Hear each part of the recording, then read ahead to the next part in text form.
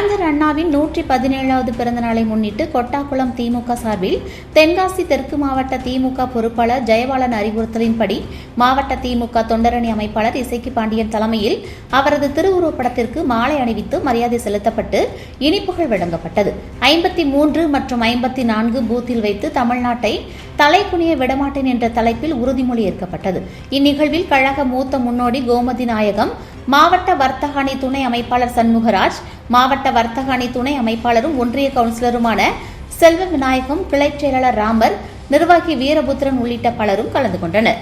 ஓரணியில் தமிழ்நாடு குடும்பத்தில் இணைந்துள்ள 1 கோடி குடும்ப உறுப்பினர்களும் சேர்ந்து தமிழ்நாட்டை தலைகுனிய விடமாட்டோம் என உறுதியேற்கிறோம்.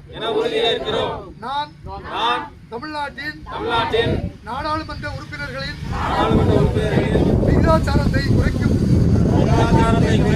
நியாயமற்ற தொகுதி மறுவரைக்கு எதிராக போராடுவேன். தமிழ்நாட்டை தலைகுனிய விடமாட்டேன் என உறுதியேற்கிறேன்.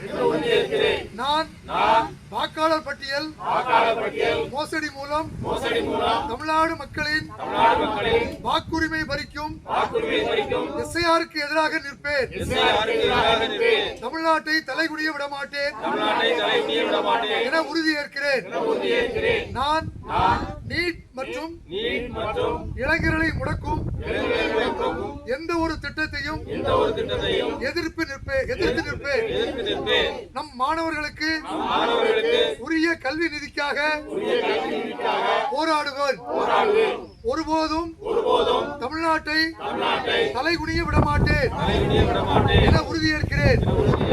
நான் தமிழ் மொழி பண்பாடு மற்றும் பெருமைக்கு எதிரான எந்த ஒரு பாகுபாட்டையும் எதிர்த்து போராடுவேன்.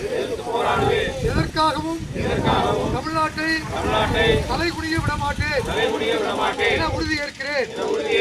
நான் பெண்கள், விவசாயிகள், மீனவர்கள், நெசவாளர்கள், தொழிலாளர்கள் என ஒவ்வொரு உழைக்கும் வர்க்கத்தின்